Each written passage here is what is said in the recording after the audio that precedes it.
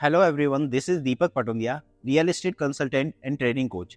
आपने ऑलरेडी मुझे कई वीडियोस में एज अ गेस्ट देख लिया है। This is my official channel. So आज जिस टॉपिक पे हम बात करने वाले हैं, डीएलएफ साइबर सिटी क्या हाइप है या ये रियलिटी है। अगर आप न्यू गुड़गांव की या एसपीआर की कोई प्रॉपर्टी लेने जा रहे हैं, कंसल्टेंट बताएंगे और इसकी इम्पोर्टेंस आपको बताई जाएगी। Topic is Cyber City 2। तो शुरू करते हैं आज का topic as a brief discussion. मेरे हिसाब से अभी कुछ टाइम के लिए केवल हाइप है, बट इस हाइप के विजन को किस किस ने देख लिया है। हम और आप एक छोटे से विजन को देखते हैं, बड़ी कंपनियां जो हैं वो लॉन्ग विजन को देखते हैं।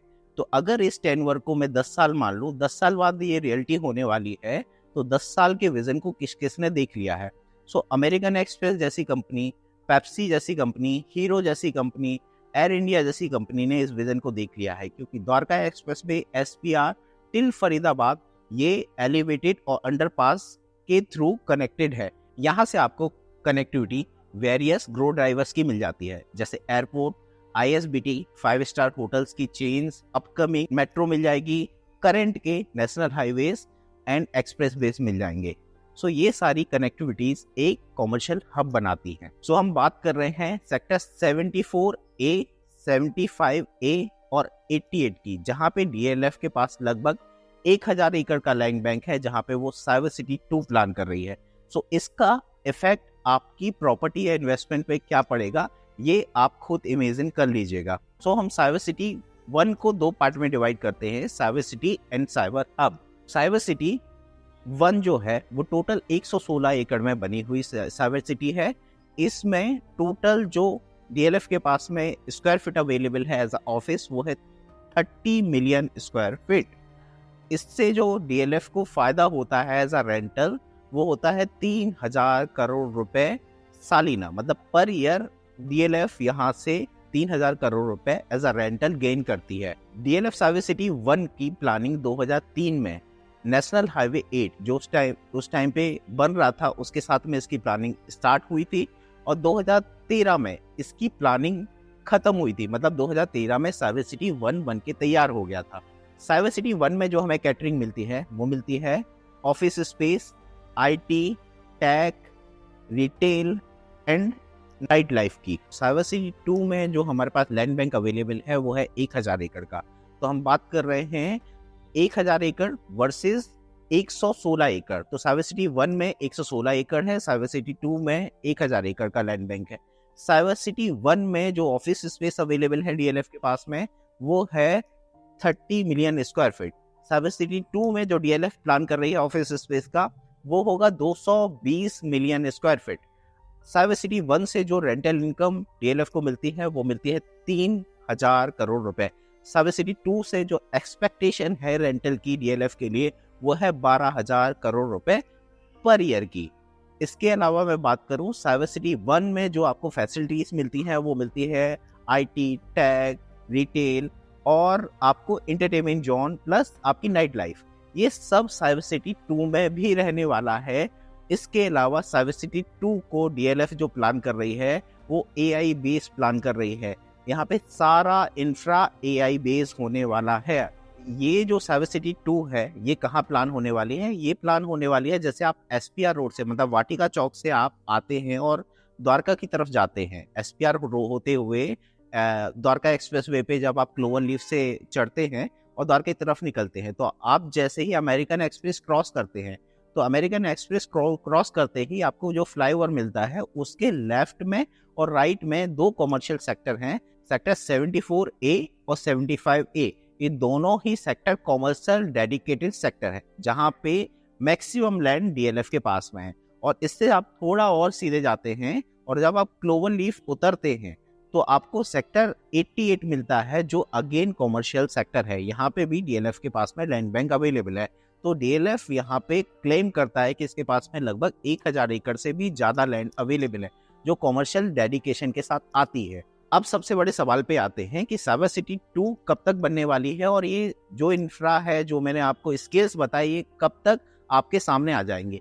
इसके लिए डीएलएफ की तरफ से हम कुछ हिंट पिक कर लेते हैं, कुछ इंफ्रा की तरफ से, मतलब गवर्नमेंट की तरफ से कुछ हिंट पिक कर लेते हैं। एक एग्जाम्पल दे देता हूं मैं आपको। डीएलएफ साइबर सिटी 1 बनने के पहले 1986 से डीएलएफ ने वहां पे रेसिडेंशियल डेवलपमेंट शुरू कर दिया था। तो डीएलएफ जब भी कमर्शियल लाता है तो वहां पे खुद का ही रेसिडेंशियल डेवलपमेंट लाता है, खुद का ही इंफ्रा लाता है, फिर जाके कमर्शियल डेवलपमेंट लाता है। ऐसा ही साइबर सिटी 2 में होने वाला है। तो साइबर सिटी 2 में गवर्नमेंट क्या कर रही है, गवर्नमेंट क्या सपोर्ट कर रही है, गवर्नमेंट ने वहाँ पे आईएसबीटी प्लान कर दिया है, हेली हब वहाँ प्लान कर दिया है, एयरपोर्ट कनेक्टिविटी सीमलेस कर दी है आपकी, वहाँ पे आपको दैट नेशनल हाईवेज की कनेक्टिविटी दे दी है, एक्सप्रेसवेज की कनेक्टिविटी दे दी है। ये गवर्नमेंट ने सपोर्ट कर दिया है किसी भी कॉमर्शियल डेवलपमेंट को आगे बढ़ाने के लिए। प्लस डीएलएफ क्या कर रहा है, डीएलएफ ने अब अपना वहाँ पे रेसिडेंशियल डेवलपमेंट लाना शुरू कर दिया। आपको पता है वहाँ पे प्रिवाना 1 और प्रिवाना 2 के 2 फेज उसने लॉन्च कर दिए हैं, और भी डीएलएफ वहाँ पे रेसिडेंशियल लाएगा। सो जैसे कि साइबर सिटी 2 में अगर इतना बड़ा स्केल आता है, इतनी बड़ी कंपनीज आती हैं, तो जो लोगों की वहाँ सैलरी होने वाली है वो as a package per year 1 crore 2 crore 3 crore भी पर ईयर पैकेज हो सकते हैं। सो अगर वहाँ पे इतने अच्छे पैकेज वाले लोग आएंगे तो उनके लिए रेसिडेंशियल स्पेस भी उतना ही अच्छा चाहिए जो डीएलएफ बनाना शुरू कर चुकी है। सो डीएलएफ ने जैसे साइबर सिटी 1 के पास में रेसिडेंशियल पहले प्लान किए थे और फिर कॉमर्शियल लाया था, वैसे ही साइबर सिटी 2 के लिए रेसिडेंशियल प्लान करना शुरू कर दिया है। इन फ्यूचर वो कॉमर्शियल भी प्लान करेगा। कब तक होने वाला है, कब तक आपको साइबर सिटी बनती हुई दिखेगी? अकॉर्डिंग टू मी डीएलएफ इसे विथ इन 10 ईयर्स 10 ईयर के बाद ही प्लान कर पाएगा, क्योंकि उसके लिए उसका रेट आने में, उसकी रेंटल आने में इतना टाइम लगेगा। इस जगह पे मैं आपको थोड़ा और ब्रीफ में बता दूंगा, जहां पे मैं अपना सेकंड पार्ट बनाने वाला हूं, गुड़गांव का मास्टर प्लान का सेकंड पार्ट बनाने वाला हूं, जो मैं सेक्टर 99A से घटते हुए सेक्टर 68 तक के लिए बनाऊंगा। यहाँ पे मैं सारे इंफ्रा आपको बताऊंगा कि उनका क्या डेवलपमेंट है, क्या स्केल है, क्या उनका बजट है, और उसका एसपीआर और न्यू गुड़गांव की प्रॉपर्टी पे क्या फर्क पड़ेगा। अगर डीएलएफ साइबर सिटी और उसके सराउंडिंग में आप कोई प्रॉपर्टी देख रहे हैं तो कौन कौन से अपकमिंग प्रोजेक्ट्स हैं उनके मैं केवल नाम ले रहा हूँ। मेरा कोई रिकमेंडेशन नहीं है, आप इसे अपने विवेक के हिसाब से इन्वेस्ट कीजिएगा। अगर आपको मेरी कोई कंसल्टेंसी की ज़रूरत है सो आप स्क्रीन पे दिए हुए नंबर पे कॉल कर सकते हैं। सो प्रोजेक्ट्स के नाम बस आप सुन लीजिए।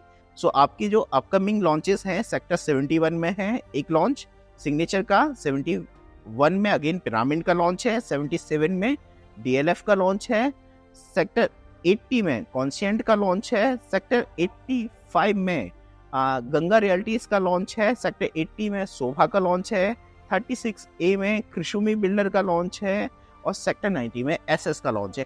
ये इसके लगभग 5 किलोमीटर की सराउंडिंग के लॉन्चेस हैं जो मैंने आपको बता दिए।